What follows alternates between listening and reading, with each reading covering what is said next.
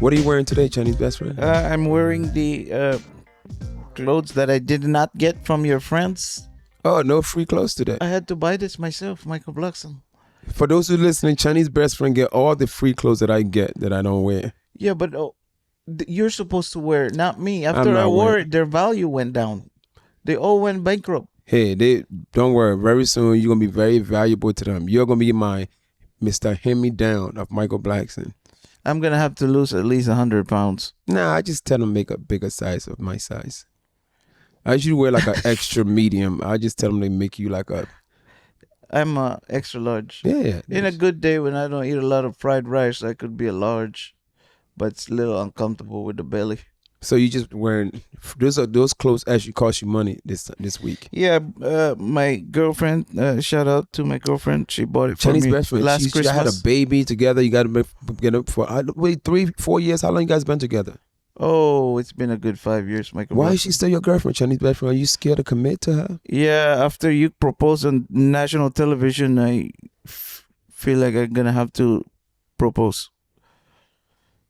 Also, you have a ring, or you want to borrow? You? Yeah, can I borrow your ring? I'll see if I get rather give the friendship. I gave her a promissory ring before the engagement ring. I'll see if I give you you borrow that. MichaelBlackson, you hand me down clothes, not engagement rings, for goodness gracious.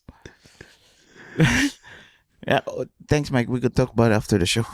I'll take it. Okay. Thanks. I gotta talk to Rada because she likes that ring, one of her engagement rings. And that ring was like fucking 10% of what the engagement ring cost. She liked that other ring better. I'm like, I could have saved a whole lot of money. I could have just tricked you. She likes the cheaper version. Took the ring off her hand while she was asleep and just give it to her, and the next day and just got on my knees and put on her other finger. Save myself. I was gonna propose, MichaelBlackson, but after seeing your very sweet proposal, I don't think I could beat that. Don't try to beat me, Chinese. Yeah, that was too. That was like just impress your Chinese people. What can you do to impress them? Like, can you eat more rice? I don't know, Mike. Good. I'm glad you said it because I don't want no Chinese hate crime on Chinese me. people are not listening to us right now. They have other things to do. Like what? I don't know. Probably like making Louis Vuitton bags or Honda Civic. I mean, we're shortage in vehicles right now. There is shortage. COVID, they fucked a lot of things up. Yeah. So you guys argue a lot about sports and media. Oh my God! No, when I was a kid, I still got this fucking. Do you remember hitting me in the fucking head with the frying pan? I don't even know what Michael's talking about. You hit him with a frying pan? Michael always, he has these dreams. Can you do the replay? Was always I had a fight with my sister. She hit me with a frying pan. The fucking hickey is still there. I do not. I do not recall. I might run for Senate one day, so I will not have this tarnished in my record. Look.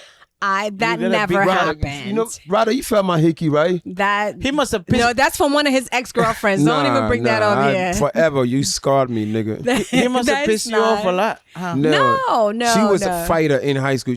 Oh. That was not true. That's not true. That's not true. That's not true. Sorry, First of all, 8th grade and you get no.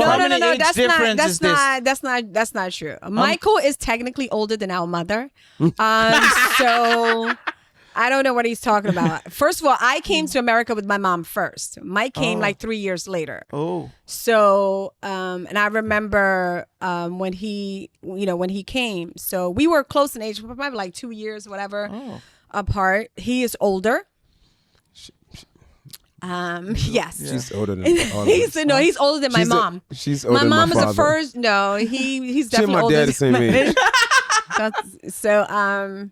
Yeah, I mean, we grew up, of course, Newark, New Jersey, and a funny story. That's our first. What?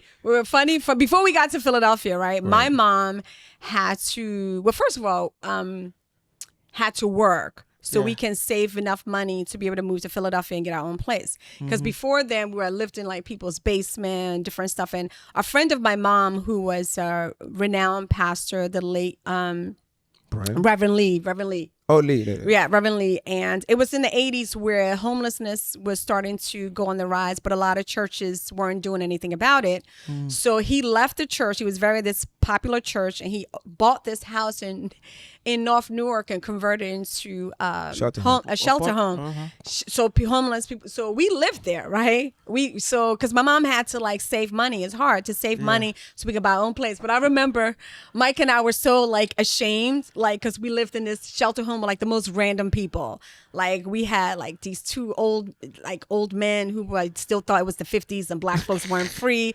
We had Miss June who had like mental health issue. She walked around with like lipstick bright because she was a beauty queen back in her day, but that day passed like 50 years before, but she was still very present there. So it was like all these eclectic characters all around us. So I remember there were kids who went to Broadway Junior High, or I used to go to the other school. They lived across the street. So Mike and I, we would literally wait until all the kids that gone to school then would try to like sneak out, and so the kids come out the shelter home. So one day they're like, "Oh, do you live there?" Like, "Oh no!" But what was funny was, of course, we're Africans, and everybody knows rice is king. And my mom, one of the things we had in our room was a rice cooker. And there was rules where you weren't allowed to cook in your room, but we didn't really like a lot of the foods that were cooked. So one day the security guard came knocking on our door, and he was like, "Y'all in here cooking?" We were like, "No." And then all of a sudden the steamer from the rice cooker came up behind us. We're like, "No, we're not cooking." They're like, "What is that?" There's a smoke coming from behind your head. Because we're supposed to eat the fucking shelter home food. I know. Yeah? So they took our rice cooker. Holy shit. I'm sorry. That's taking me back. I'm very triggered right now. I would cry too if somebody takes my rice cooker. They took our rice cooker. It was very traumatic. But then we still graduated. I mean, we still did well. And we did. You went to Broadway Junior High as well, right? No. Because remember, you were a couple of years ahead of me. Oh, that's we didn't move to Philly until my freshman year of high school. Oh, okay. Yeah, we moved to Philadelphia my freshman years of high school. And I was a junior. And Philadelphia was a good move for us. But shout out to us, because what we used to do, remember we used to work for Raheem? Mike and I, to help my mom out, there was this guy who had this van, and he would put, nowadays would look real suspect, but he used to put these kids in, these little black kids, and would drive us to the suburbs to sell candy. To the rich white people. So what was so funny was that he was so skilled at teaching us, we had to come back for everything. So if you're not going to do, somebody's like, "No, I can't buy your thing because I'm diabetic," but you will be helping the kids in the community. If somebody said, "Oh, I'm low income," then we had to come back for everything, and we were like just master sell a $3 candy. Wow. We used to do well, and we used to bring the money home to my mom. Yeah. Wow. We'll give her like half the money. So we get like these candies. We sell them for like $3, and out of every $3, we get 75 cents out of each one. Yeah. So we'll make about $50 to $75 a week, and we get half the money to our mom, and we save the other half. And as I was able to save school money to go shopping for school. School clothes. Wow. Yeah. Yeah, man. Yeah. So that's how you fund all those nice outfits and necklaces. But let me tell you, Michael at that time, because in Africa, like newly from African country, we don't really care about name brand as long as it was new. So Mike would go, we'll buy our meat, our groceries, and sneakers, all in the same aisle. So Michael would like come to school and be feeling good about himself because it's like, "Oh, it's new," but like, what the hell is Bobos? But it's new. Bobos. They make your feet feel fine. Bobos. They cost $1.99. Bobos. I forgot the rest of that Bubbles song. Everybody that ever wore Bubbles, no. Yeah, no. You won't know about that. You Is always that the wore, Payless? well, like any kind of no-name sneakers. shoes. Oh, no Bubbles. name, yeah. Like Star Trek or Trekkie. Like Trek. In Action. Yeah, I had a pair of sneakers that was called In Action. It cost my mom $9.99. Actually, it was $9.99. She got it right next to the chicken. But remember that time, this is a true story. Remember that time we asked our mother for a television. We're living in like the artist's basement or whatever. We asked her for a TV. It's like, "Mom, it would really be nice to have a TV, want a TV." So my mom all of a sudden comes home. I don't know how she got this thing in the house, but bought the biggest Bible she could find and said, "There's your TV. It has comedy. It has drama. It has everything." That's hilarious. Yeah, my mother's an evangelist. All she wants just God in us. I'm like, "Mom, We know God personally now. I was like, how did you get that TV? How did you get that Bible home? Like, the thing was bigger as this table. She's like, that's your TV. So we never asked for TV again. What's up, Modasuckas?